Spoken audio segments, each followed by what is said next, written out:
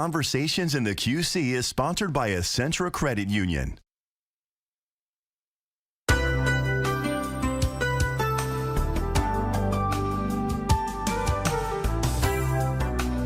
Welcome to Real Conversations. As we step into March, we're thrilled to highlight National Reading Month, a time to ignite a passion for reading in our youth and beyond. To get things started, Jasmine Butler and Reagan Baker of United Way broke down programs and principles that United Way uses to address literacy and kindergarten readiness in the Quad Cities. So today we're talking about literacy in the Black community, and I have Reagan Baker, who is the United Way Quad City Student Success Director. Reagan, thank you for joining me today. Yes, absolutely, no problem. So before we dive in, I wanted to start off with a quote that integrates very well with today's discussion. So education, specifically literacy, which is the ability to read, is the key to how people move out of poverty. It's a building block of opportunity along with income and health. That's so powerful. Absolutely. With today's discussion. So I'm really excited to talk about what you're doing in the schools.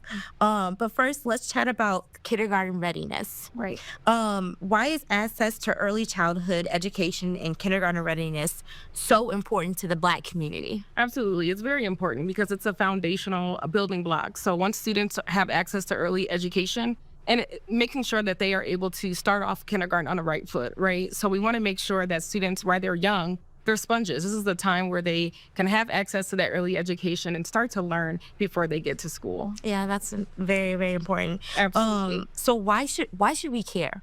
Really, we should care because at age 5, 90% of the brain is already developed, right? So you want to strike where the iron's hot. Again, like I mentioned, like children are sponges. They take up information so quickly, so easily. And, the reason why we should care is really because of the statistics, right? We know that children that have access to early education, that are on grade level reading are 5 times more likely to graduate.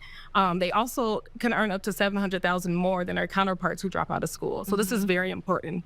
By age or grade level 3, if they're on track to read, we know that the success rates are so much higher. Yeah, that's amazing that you guys know all that information. Absolutely. So we understand the problem. So let's talk about what United Way and the community is doing to address it. Right. So kindergarten readiness and this literacy has always been something that United Way has taken very seriously. Even through our Women United network, we have used parent workshops, we have used tutoring support and assistance, just to name a few.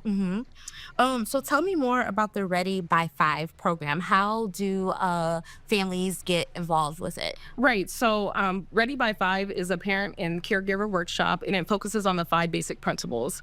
This workshop is a 5-week program, and parents or caregivers that participate in this program have access to professionals that work with children in early learning. They provide meals to the parents that come out. Childcare is provided for free at no cost. So those parents can come out and really just worry about focusing on how to make sure to engage their younger kiddos. What's also unique about Ready by 5 is when they complete the program, they get a free tablet that's loaded with educational programs along with books for the year. And then they get a free text messaging service that sends them a text about what can you do at home to engage your child based on their age. Yeah, that's amazing. I know my 5-year-old loves his tablet. It's a way for the kids to, continue to be engaged. Absolutely. Yeah, that's cool. What age does the Ready by 5 program start? Right. So it starts at infancy, right? So typically around the 6-month age range, all the way up until 5 years old, so long as they have not started kindergarten. Wow, 6 months. Yes, absolutely. That's amazing. So you mentioned the 5 principles. What are the 5 principles for the Ready for 5 program? Right. So love, talk, count, play, and read. Those are the 5 principles. And really you want to love your child, okay? They should show affection, hugging them, loving on them, and then definitely talking with children. Again, like I mentioned, they're sponges. You talk with them, they'll repeat what you say. Hopefully all good things. And then counting, it helps them to make sense of the world. When you're at home, you can count how many steps it takes to get to your room. There's so many things that you can do. And then play. Students playing on the playground, going to the park, playing at home with toys. And then, of course, lastly, read, which is so important. It's so foundational to make sure you're reading to your child, whether that be through bedtime stories or just reading a book during breakfast or dinner. I think it's just really important that we take the moment to take time for our kiddos. Yeah, that's amazing. Absolutely. I love the 5 principles, too. How do you think the 5 principles kind of relate back to the Black community? Like, Right. Well, there's so many ways that it relates. I mean, they not for children, at least within our community, I feel like they receive love from the community. You're not only, your parents aren't the only ones loving on you. You have your grandparents loving on you. And then you also have your church family. I know I grew up in the church, and I think that the church has such a pivotal role in that talking. I feel like, growing up, having those conversations with your parents. Even when you think that they are not at the age where they can comprehend, talking is really important to make sure those children are picking up those words and being able to recognize that. Play. I mean, everyone has little cousins, right? So not only just playing with family members and friends in the neighborhood, going to the park, letting them get exposure from other kids their age as well. And then, of course, just reading. I know reading was very important within the household that I grew up in. My mom would take me to the library a lot of the times. So that was very foundational. There's so many free programs out there to get your child on grade level reading. Including the Ready by 5. Exactly. So in addition to the Ready by 5 program, you already kind of mentioned it, the Women United. Right. Tell us more about the Women United program. Yeah, so Women United has really initiated, early learning for the past decade. They have been a really integral part into making sure that we have empowerment workshops like Ready by 5, making sure that there is professional development for early learning, workers and things like that. So United Way and Women United have always been initiatives and programs that have really been beneficial to our young students and to our parents. And, there's no right or wrong way to raise a child in a sense. We just want to make sure that all parents and caregivers have access to what they need to make sure all those kids are on track. That's amazing. Okay, so we talked about getting students ready for kindergarten. Mm-hmm. Now let's talk about literacy in the Black community, in particular, the program that you are the director of. Right. So really within, what are we doing to get students on track is we have United for Schools, right? So, and that's a program to where we are focused at 5 Title I elementary schools, both in Scott County and Rock Island counties.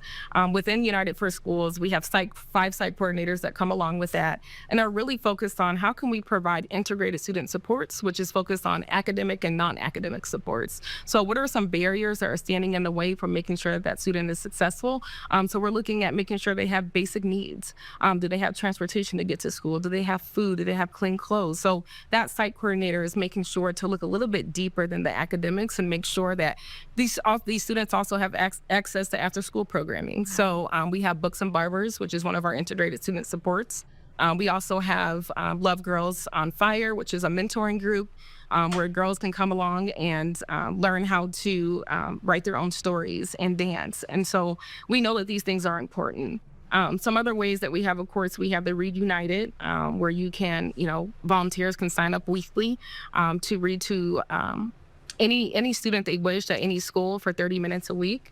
And so those are just a few things. And we know that literacy, again, like I mentioned, K through 3rd is really focused on learning how to read. But after that, you're reading to learn, excuse me. And so with that, we know that the statistics are important with that. We cannot expect our children to continue to move forward if they're not on grade level reading. And I'm just going to break down like the amount of 3rd graders we had this past year. So we had a total of 3,462 3rd graders, and then 1,414 struggled with reading. So this is this should be eye-opening to our community. We know that if we were to break this down even further, 62% of white students are on grade level reading compared to 38% of our Black students. And that hits home for me. That's really something that I'm passionate about. It's something that is a call to action for our Black community to, how can we engage? How can we engage our parents? How can we engage the schools? And how can we engage those that lay hands on our Black and brown students? It's super important that we are really honing in on some of those issues and finding ways to where students can see us. They can see us in spaces that they're at in every day. They can see a mentor. They can see a book, a reading buddy that looks like them. I currently mentor a little girl at one of our United for School sites. And I can tell that, us meeting is empowering her. We ask about where do you want to be when you grow up? And they see me because I'm always dressed up. They're like, who are you? And little girls and little boys need to see that. They need to see that they can be the next doctors and the next lawyers. And so it's so important that if you have a talent, if you have a gift, that you find ways to support our community in that. All right, so how impactful is United for Schools to the Black community? Right. So why it's really impactful, United for Schools, is in order to be designated as United for Schools, like I said, we selected 5 students, and they are based off being Title I schools, which is basically a designation given to schools who have a high percentage of students who come from low-income families, right? Also, the schools had to be 50% BIPOC, which is Black, Indigenous, people of color. Out of that, we have over 40% of those students who are Black students, right? And so we know that we're making the impact to those students who most need it. And so what comes with that is we're making sure that we're having targeted supports at those schools. United for Schools, which makes me so excited about it, is it's about community, right? Bringing the community into the schools, right? So we're bringing those supports to the kids so where they don't have to go outside these 4 walls to get what they need. If students are needing access to, again, those basic needs, if students are needing tailored support, individual support, through the roles of that site coordinator, they're able to coordinate those supports. So that's what I really love about United for Schools, and our initiatives are really to align with United Way's goal as well. So to increase attendance rates, to make sure that we're focusing on literacy and math, really increasing those as well, engaging the community more. And so through the United for Schools, it takes an entire effort of the community to make it possible. Wow, that's great. So you mentioned Title I. What is a Title I school? Right. So Title I school is a designation given to schools who have a high percentage of low-income families. And so that's how they identify, Title I. Also, if there's a high percentage of free and reduced lunch. And how many Title I schools are in, does United, do you guys support? Yes. So currently right now we have 5 United for School sites. So 2 in Davenport, Madison Elementary, and Jefferson Elementary. And then on the Illinois side, we have Wells Elementary and East Moline, Washington Elementary, and Moline, and then Rock Island Academy we're at today. So as far as Title I schools within Scott County and Rock Island County, it's a total of 83 schools. So you know that there is a need, and the fact that we chose 5 schools. These 5 schools have the most need within the Quad Cities. Again, out of those schools, there's 46% Black students that are served within those United for School sites. So how does the community get involved with United Way and United for Schools? I know you mentioned that United for Schools is seeking volunteers, and there's ways that people can get involved, especially in the Black community, so those students can see more faces that look like them. Absolutely. There are so many ways to get involved with United for Schools. For one, the easiest way is to become a Read United volunteer. And these volunteers come into the schools once a week, and they read to they're like reading buddies. So they read to a student for 30 minutes. And that really is just showing that reading is fun. We want to encourage reading. We want to encourage literacy. You can also be a mentor, right? So if you want to come into the school, you have a talent or gift. So if you are really great at math and science, right? If you can come in and tutor a student, I also think let's look at our community resources. Where is the Black community at when it concerns, we have the MLK Center that's close to Rock Island. We can also look at, the role of the Black church, like what I mentioned earlier. Growing up, there was free tutoring on Wednesday nights. And so how can we utilize our talents and gifts to support our kids? And that's the most important thing. Like I said, I know the impact as a former educator. I know what it means when a student has someone that looks like them, right? So I remember my first day of teaching. I know I'm short, so it doesn't help, but students mistaken me for a student.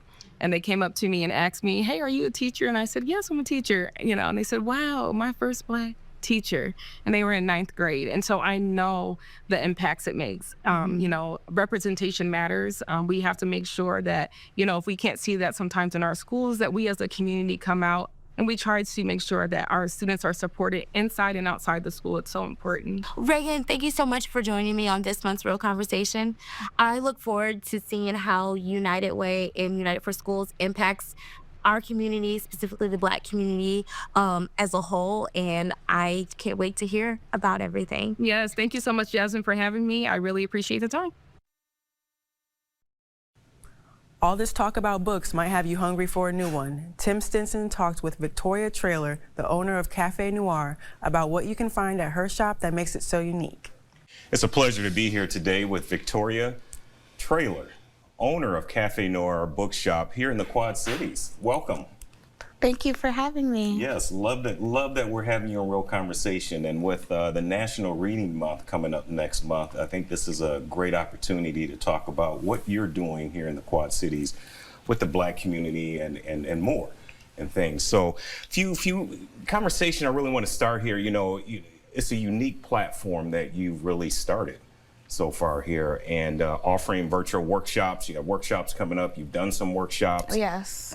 In-person book clubs. So what inspired you to create the space, you know, and how's the journey been so far? Yeah, so I am a Caribbean American woman, first generation. My family comes from Haiti, and I've always loved to read and write and be creative. I have a background in theater and film. And so when I think of all of that and just always having a book in my hand as a kid, it was important to see myself represented, and there weren't that many opportunities.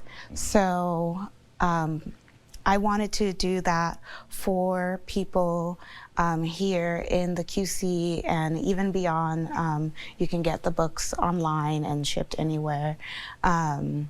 To see themselves represented, and being from the Caribbean is very multicultural. You know, you have a lot of mixed cultures in there. So really highlighting BIPOC authors, so Black, Indigenous people of color, so that encompasses Asian, Hispanic, all peoples of color who are authors and have a story to share, and mainly wanting to focus on stories that are you know, more than just our trauma and pain and oppression. Yes. I really want to showcase stories that are like humor, that are just, you know, memoirs about, you know, day of life, slice of life, thrillers. I'm really a big sci-fi fantasy girl. So yeah, I have books in all genres that are highlighted for everyone, every type of reader, from children's books, YA, to adult readers to enjoy. Okay. I like sci-fi too. I mean, that too. So growing up, you mentioned, you know, you always had a book in your hand, and you know you love to read. Did your parents really help that encouragement, or was school or friends, or both? All? I would definitely say my mom and my friends. My mom, she had books all over the house, and she was a big Danielle Steele fan. And with my friend, we would either go to the Brooklyn Public Library. I lived near the main branch, so I also had a very beautiful library to visit every day, and we would go to Barnes and Nobles, like just on the floor reading, like through the stacks, and you know, grabbing a cup of coffee. And we've been able to see some authors come through in that location and showcase their books. So it was just something I always gravitated towards, and was like, you know, staying up all night and reading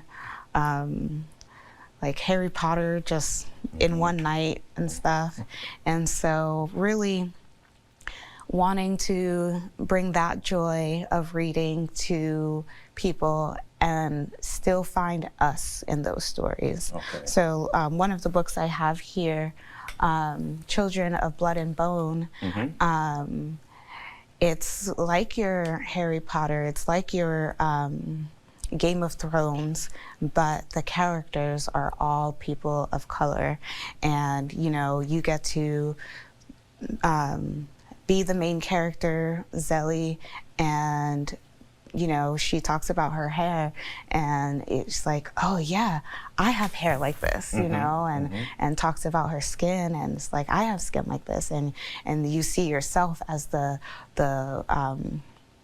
the main character as the one who's going through the challenges and the triumphs and, you know, wielding the magic and the power. Yeah, yeah. So, yeah, that's the type of joy I want Black and brown people to experience, because I don't really fit in the YA category, but I live there. No, I think that's great, because when you think about, when people talk about, you know, this, you know, I hear a lot of people, and I like to read as well, and you just kind of, your mind just, you know, it takes you away. You know, you can be whoever, and it's great that you have these books for Black and brown and indigenous, you know, individuals, that they can see themselves in it. And they can, like you said, we were talking about sci-fi, you know, both like sci-fi, so they can see themselves out in space or whatever, doing something like that. And I think that's wonderful and things.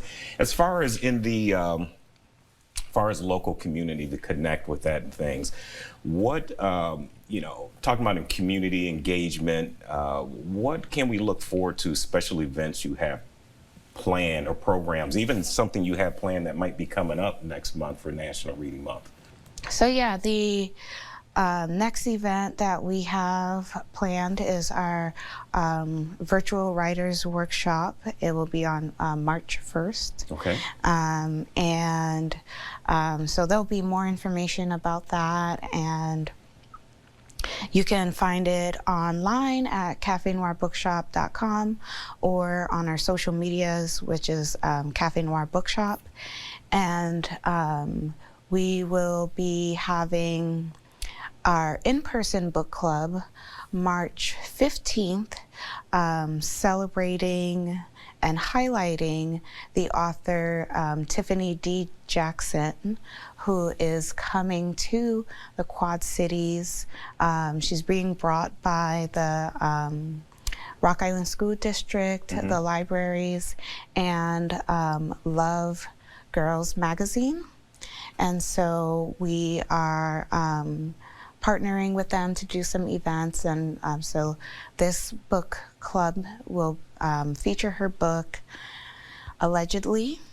And that, it just goes through a story of a young girl, Mary. She's 9 years old, church-going girl, babysitting a white baby, and the baby dies. And everyone just believes that she did it. So eventually gets convicted in the courts, and then grows up and has her own baby and her own family. And there's some, you know, issues there, and she has to find her voice to talk about her past and defend herself. And so yeah, allegedly, you know, she did this, or maybe she didn't. And so yeah, there's still time to get the book. We have it as hard copy, ebook, audiobook through Libro FM. So any way that you like to read. I know some people do a combination. Right. And yeah, they're able to just talk about the discussion on March 15th. And we are also providing people the chance to win a basket that will include a signed copy of the book,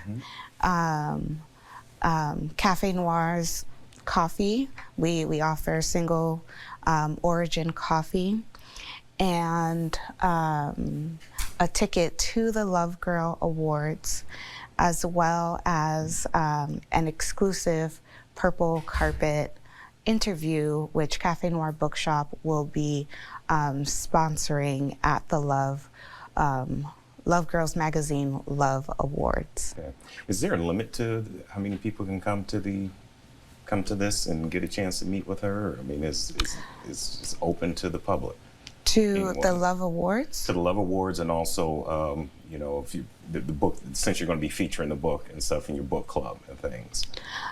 So, as of right now, no limit for the book club. If we could reach capacity, that'd be great. That'd be great. Yeah, the Love Awards, information on that will be coming out soon too.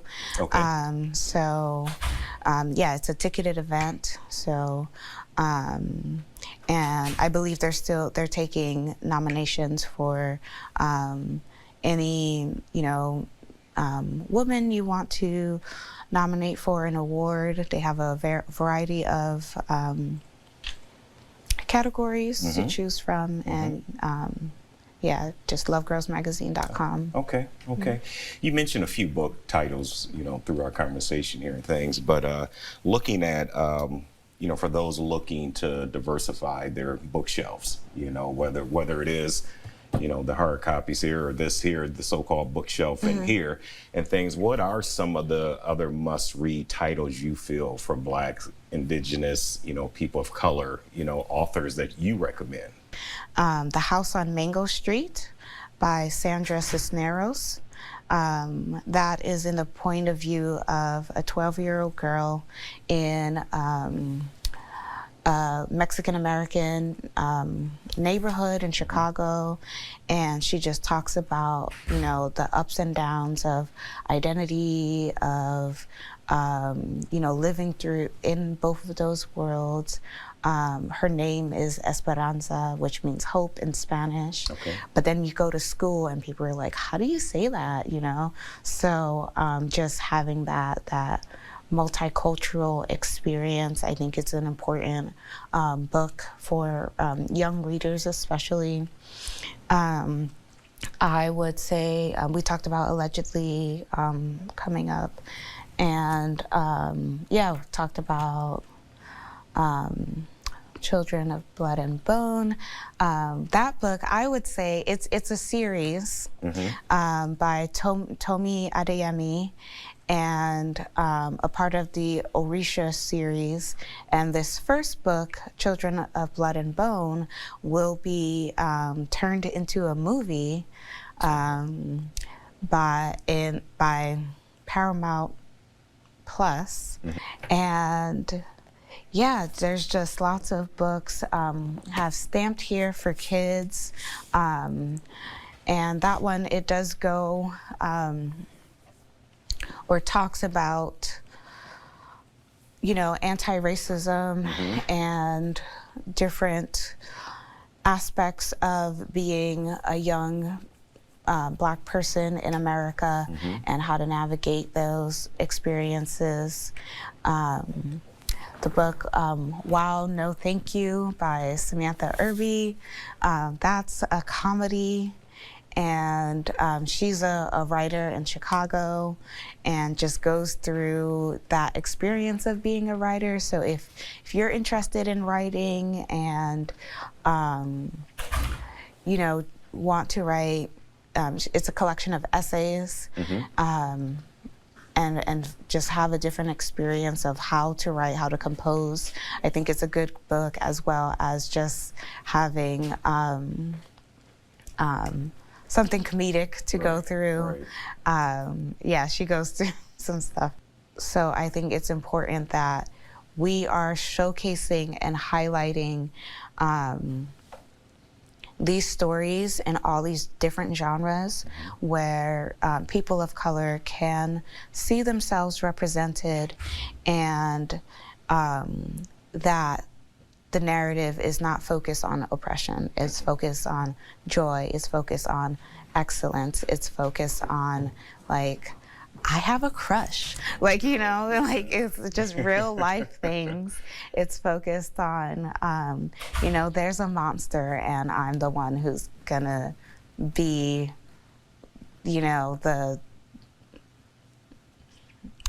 I probably can't say that.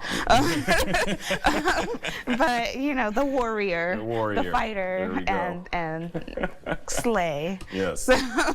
Well, with National Reading Month coming up, and, this is, you have a lot of different authors, a lot of great books to read. And like you said, from sci-fi to love to adventure to whatever and things. I'm sure our audience is going to have a lot of questions and really going to look up again. Would you please tell them again how to contact you, how to look for your events, where do they need to go, where do they find you on social? Let's give that out one more time. Yeah, so you can find me at cafenoirbookshop.com, and there you can find ways to buy our physical books and ebooks, as well as ways to buy audiobooks through Libro FM. And you can contact me via email at info@cafenoirbookshop.com. I'm also on Facebook and Instagram at cafenoirbookshop.com. So yeah, just Cafe Noir Bookshop. Find you. All right. Victoria, I really appreciate you being a guest with us on Real Conversations in the Quad Cities. Thank you. Thank you for having me. Consistency and repetition help form habits. Kaila Paige sat down with Shelley Moore Guy to discuss how important it is to introduce children to literature early on in life and why it's critical to read on the regular. Joining me for this segment of Real Conversations is Shelley Moore Guy. She's a published author, a former poet laureate, that is, and a storyteller, a great storyteller, that is, of course. Shelley, thank you for joining me for this segment. You're welcome. Thank you for having me. Of course. In addition to your many, many titles, again, you're a storyteller, performance artist, published poet. Take me back to when you first began to learn to read and write. Was it something that started within your home as a child? Yes, it started in my home as a child, and then combining that with my early elementary school education. There were always books in the home. My parents loved to read, and we watched them read, and then they read to us. And I remember in elementary school learning letters, how they first start writing, Tracing them out. Well, there's a whole row of A's, and then there's a whole row of, and that was just exciting to me because now I was going to be able to do the things that my parents were doing. And that was, an older brother was reading, always reading. And so it was just, that whole literacy thing that includes writing. We all love to write that was back in the day where we had cursive as well. But that whole beginning to learn those letters and knowing that those letters eventually became these words. And so we had these books in class. And back then it was, Spot and Jane and, See Spot, Run, and all those kinds of very small little sentences and words. And it was just so exciting. I remember feeling very excited. The other thing is that our parents took us to the library. So at a very young age, we spent lots of time at libraries. Now, the Rock Island Library, of course, had a children's section as children's library as it does now, but they also had puppet shows and these kinds of things on Saturdays. And so grew up with a love of reading words. And then there was another place, and that was the library where you could go and you could spend a lot of time there. And that's what we did. So it was a combination of what was happening at home and school. I went to a school that was, very much into teaching us to read, and there were books in classrooms, and the bookmobile.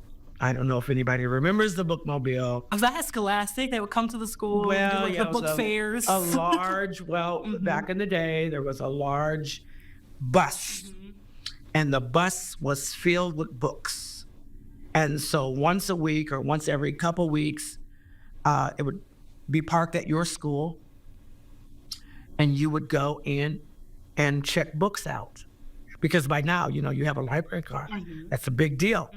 People, kids had library cards, and then in 2 weeks they would come, and you would exchange your books. You would bring your books back, and then you would get more. So there was always that. It was a given that these things were happening Right. around books. You never heard of a bookmobile? Huh? No, I did. I had book fairs was kind of a typical thing for me. Yeah. I remember the book fair. Right. Once a year, you come, you bring some money. You're hoping you have like $5 to get that perfect book. Yeah. Yeah. So I don't know when the bookmobile stopped running around here, but yeah, it was a big deal. Right. Yeah. Well, now you say your parents did read to you. Yes. What is it about that act that you just enjoyed so much? Well, I found out later, because I did that with my children as well.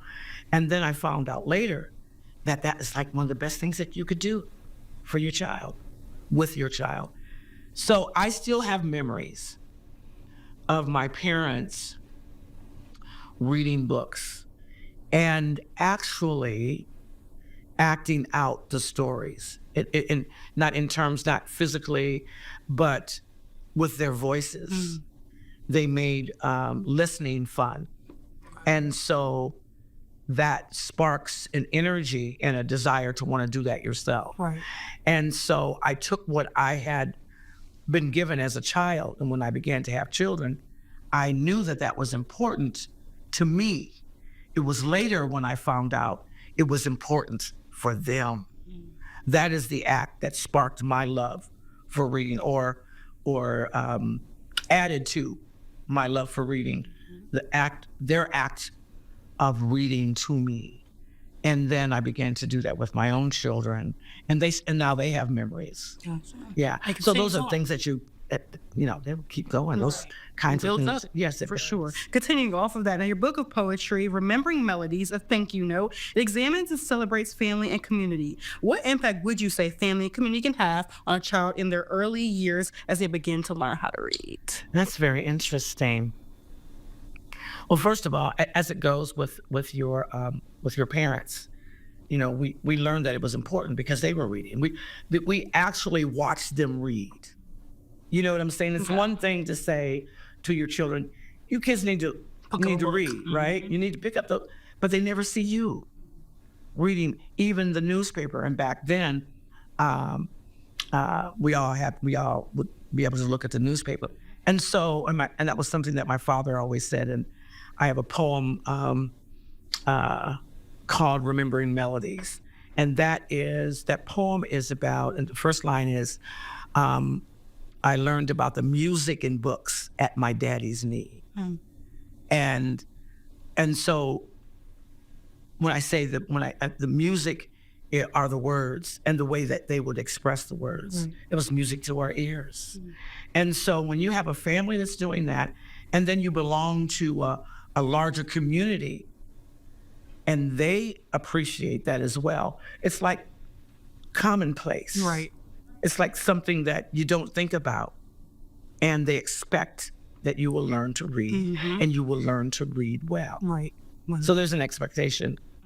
It's second nature. Right. Absolutely. And that's why it's so important, and it's mirroring where kids are, we're showing this behavior to them. They automatically will believe that these are the things that we should do. When that is not happening in community, we see the results of that. I think there have been some things that have changed, not for the better, and we need to go back to. I think that's why we're having this conversation. We're talking about. We're hoping that we all decide that those things are so important. We need to intentionally add those elements back into our lives intentionally with children. Right. Absolutely. Yes. Now, you've gone to schools in Rock Island reading your book, How Little Billy Learned to Play, in addition to the family tree to children. How important is the act of regular reading crucial for enhancing literacy starting at a young age? Well, we see that, as I was just talking about, we see that in schools, and that's why, schools are trying to do they're keeping that thing going, they often have programs where they have people coming in to read to children because they realize, they understand that is so important, that people from the community come in and read, and they want kids to mirror that behavior. Because if so-and-so across the street or someone, a celebrity in my in my community comes in and reads, if the police officers, if the mayor, if these people come in to read, then it must be something important. Now, the nation's report card for 2024, this is a mouthful, regarding reading and math came out in late January and showed that when you look at the nation, overall, schools have failed to recover from the learning losses during the COVID-19 pandemic. Now, but in Illinois and Iowa specifically, it showed mostly steady results. The eighth graders specifically excelled in reading. Only 2 states scored higher than Illinois and 3 higher than in Iowa. Overall, Illinois is doing fairly well, especially compared to the national average. Math has seen little improvement, but reading specifically is staying steady with slight dips. On the other side of the river, Iowa shows steady results, but with slight declines, especially in math and reading over the years. But it's still performing better than the national average in most areas. What does this tell you about where we are going when it comes to childhood literacy? Like I said, we have to intentionally, strengthen our game, our plan. There has to be a strategy. We know that COVID, we took a hit. These children who could not go to school anymore and they had to be homeschooled. And now here's a tablet. You figure, let me just say that I applaud all the parents and the teachers and everyone who had to figure this out. But we know that kids suffered. And reading, those kinds of things did suffer. So we would like to think, well, they weren't in school, so they could read more. Come on. Not quite. Yeah. That probably didn't happen. Maybe it did. I applaud any parent who was able to get their kids to read more, but we know that psychologically, it was devastating for a lot of families. And so we just go back to the drawing board. We go back to what works, what we know worked. Just because 20 years ago, some things worked, or 30 years ago, and we think that we're in 2025 and those things can't work anymore, that's not true. Let's go back to what worked.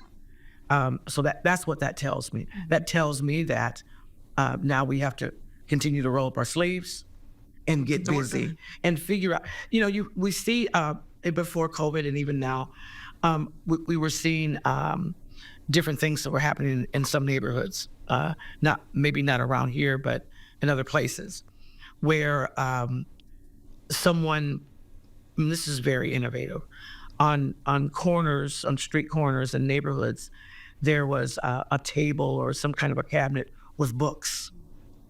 And so kids and whoever could go and pick a book right out of the neighborhood and then maybe replace it with another book. These are innovative things. These are people who are actually sitting down, trying to figure out how to reach kids.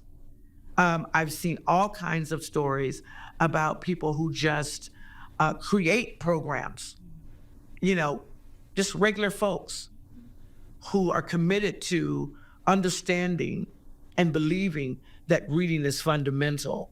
And so they just create these innovative, my girlfriend, Johnny Woods, several years ago, created a program that way.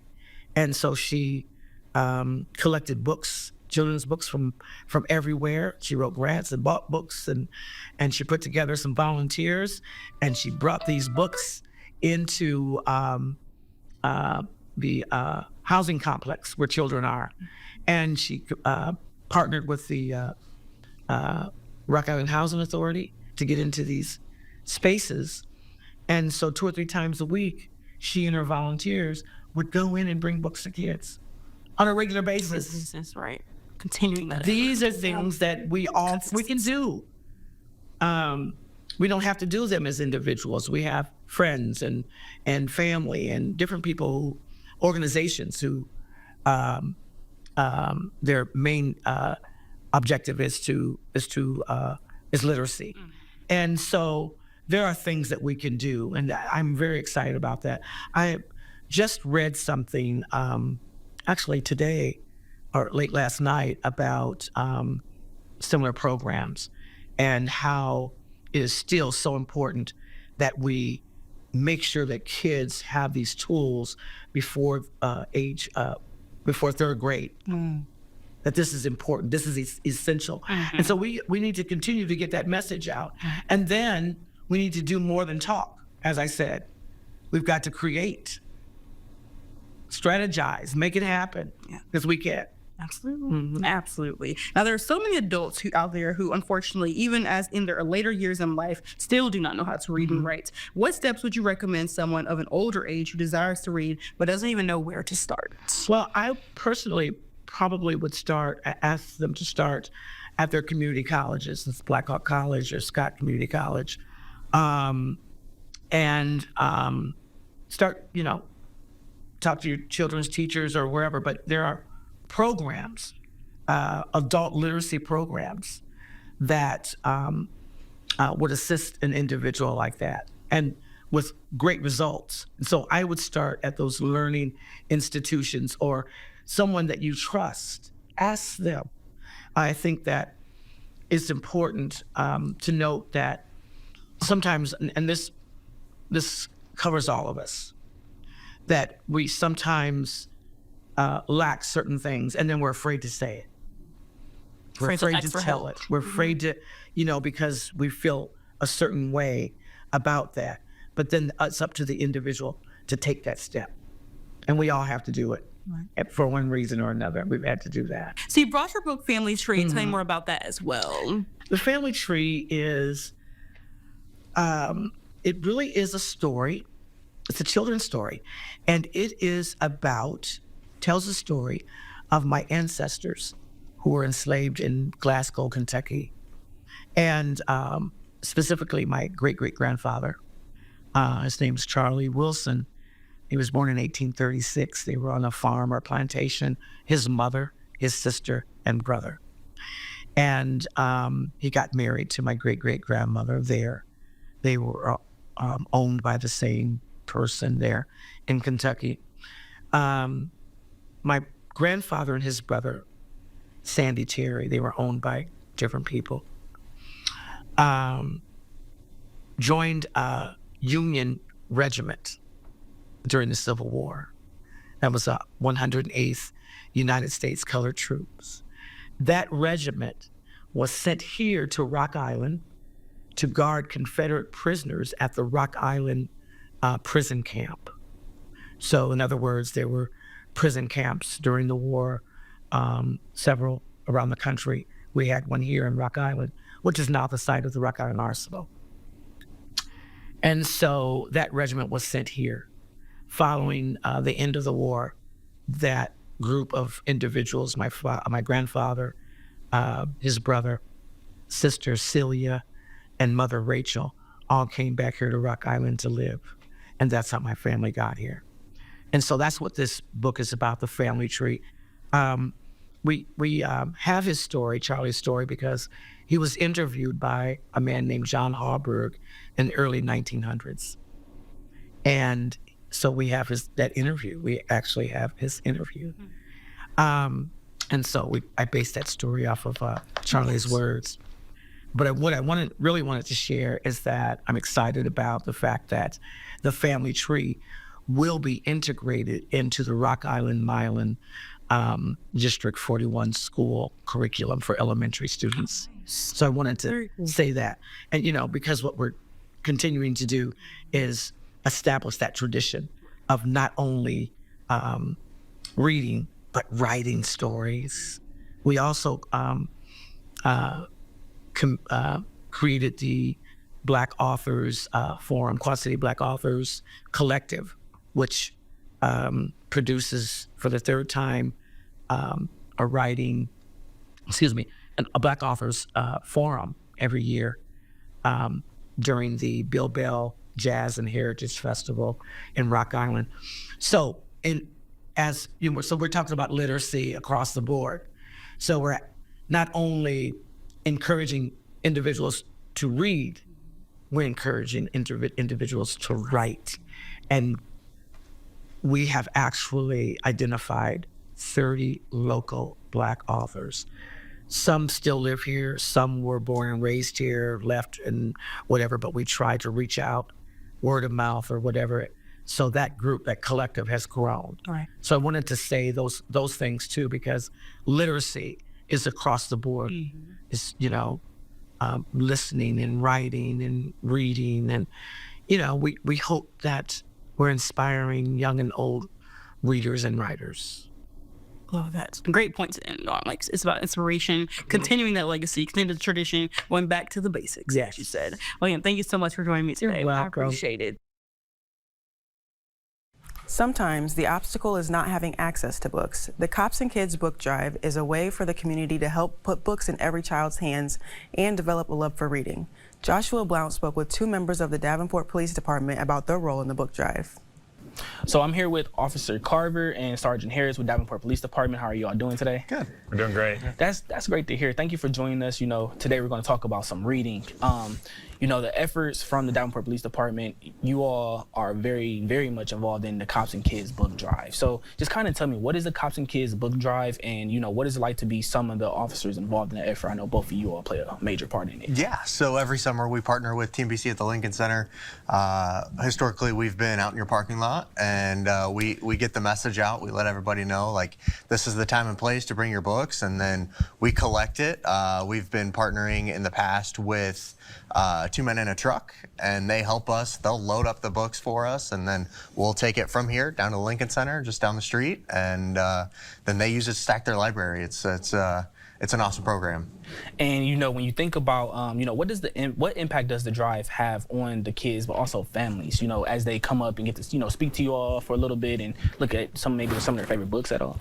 So I have a very distinct memory of the very first time we did this, and it was instant gratification. Right? We spent all day out in the heat. It was grueling, but it was a really great cause. And then we take all the books back to TMBC, and as we're unloading, there was an unrelated family there for a completely different event, and we just go out and we say, hey, we got some books, would you guys like one? And a mom and a very little child were sitting in the front seat, and as we're unloading these books, she's already reading it to that kid. Like, instant impact, instant gratification. It was probably one of the coolest things I've done. And then, one of my questions is going to be, what is your favorite memory from the drive? So I'm just going to ask you, what is one of your favorite memories as well? That is actually my favorite memory too, just knowing that within minutes of unloading those books, a child has access to a book, and knowing that if we did not partner with TMBC at the Lincoln Center, 2 Men in the Truck, and Channel 6, that moment never happens. And knowing that that child now has several books that Tracy gave to that family, and knowing that they're going to have those books to enjoy has been a great memory. And then, talking more about the TMB Lincoln Center, children in the community can also, not only get books from you all, but they can also go to Lincoln Center as well to get books. Right. Books we were telling you about? Yeah, the Davenport Police Department, we take those books that are donated through the book drive, and we take them to special events like Party in the Park, Cops and Cocoa, and other events throughout the year. But people will also have access to those books by just reaching out to the TMBC at the Lincoln Center, and they have their own library right there. And it's a great library. It's separated by different reading levels. There's nice, comfortable places for kids to sit and read, and it's a great environment to read, and kids can come and choose books and take them back home with them. Okay. That's so amazing. And the reason why I'm talking to you all is because we are previewing National Reading Month. So I want to ask you all, how has things like the book drive helped the interest in children, with the reading and things like that, Well, I think it's immediate access, right? Whether it's down at the Lincoln Center or when they're interacting with us, it's a positive opportunity for us, and then hopefully a good memory for them in the future, just to encourage them to continue down the path of greater education. In Davenport, we are blessed to have a lot of books available to the children. We have 3 wonderful City of Davenport libraries. We have amazing libraries in our Davenport community schools. But to have a book of their own that they don't need to worry about returning to a school or to a library, that's really important. And we want to make sure that access to children, that's just another layer of access for our children to have their books of their own. This question might be kind of crazy, but do you all remember back when you maybe had first picked up a book and started reading and may have developed, I love reading as a hobby or something? Do y'all remember that? I remember growing up, there were specific books I liked reading. I loved the Boxcar Children. I got captivated by that early on. So anytime I saw one of those, like that was my genre, I guess. That was the book group that I love to read. I would say that's one of my core memories growing up. Yeah, my favorite books were those choose your own adventure books. So you make a decision, and it's depending on the decision that you make, you would go to a different page and things like that. So I think the great part about those books were they were fun, but they also tested my decision-making skills at a young age. So books are so important, and this has been such a great and rewarding program that we've had with TNBC at the Lincoln Center. Yeah, and the reason why I asked that, because I think back to when I first picked up like a book, and my mom used to read to me as a kid, and just seeing the books like around my house, and again, going back to accessibility and everything. And I think that's kind of what piqued my interest of, now that I like to read books as a hobby. So again, talking more about the accessibility and everything, do you all, from just, being involved in the book drive, see that accessibility is like maybe like the main contributing factor to getting that young child, interested in reading more? I think it definitely doesn't hurt, especially when it can be, like Sarge said, when it can be their own. Like you take a little bit more responsibility for it, right? And like, that's my book. That's my fill in the blank. And hopefully that's what helps foster that sort of love for reading and further education and so forth. And do you feel that the book drive may have played a part in increasing the interest in reading among the youth in the Quad Cities? I think it definitely is only contributing to growing attention to that and making it more attractive, and just kind of reminding people that we don't have to be stuck in our phones all day. We there's a whole world out there in these books that people are trying to educate to us, and there's so much more opportunity that's out there than what we're getting stuck in with everything today. So it's definitely just taking those barriers away, right? I mean, giving those access to books, having those kids come up to our police cars during those events, and especially in the summertime, and to have those conversations. And I definitely share those memories. Hey, I read that when I was your age, or talking to young moms and dads, and I'm like, I remember reading that book to my child when they were that age.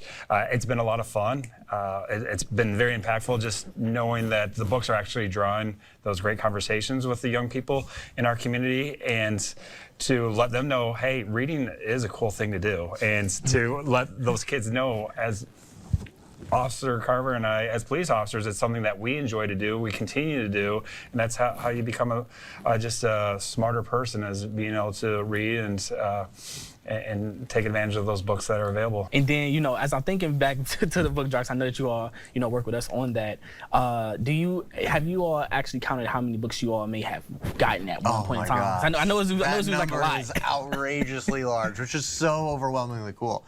I mean, in the thousands, tens of thousands of books dropped off over the course of several years. It's so awesome just to see the generosity of the community all outpouring into this awesome goal that we have to help everybody around us get engaged, get excited about reading, and have that access. To put a number on it would be very difficult. I'll say that. Okay, all right. Well, is there anything else in, you all's opinion that you feel that maybe community can do on their end to, I don't know, maybe gain the interest of the youth when it comes to reading and things like that? Just continue supporting the Cops and Kids program. It is so impactful.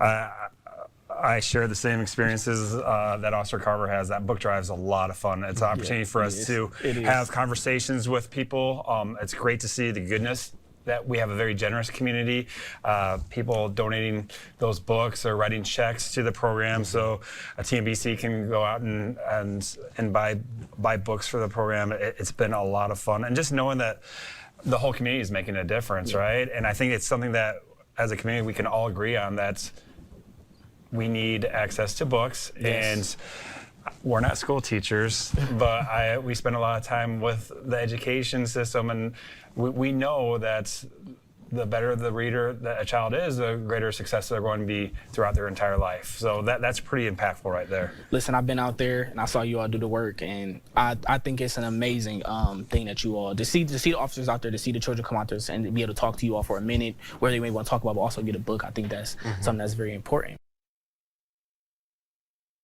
Thank you for watching this episode of Real Conversations, brought to you in partnership with TNBC at the Lincoln Center.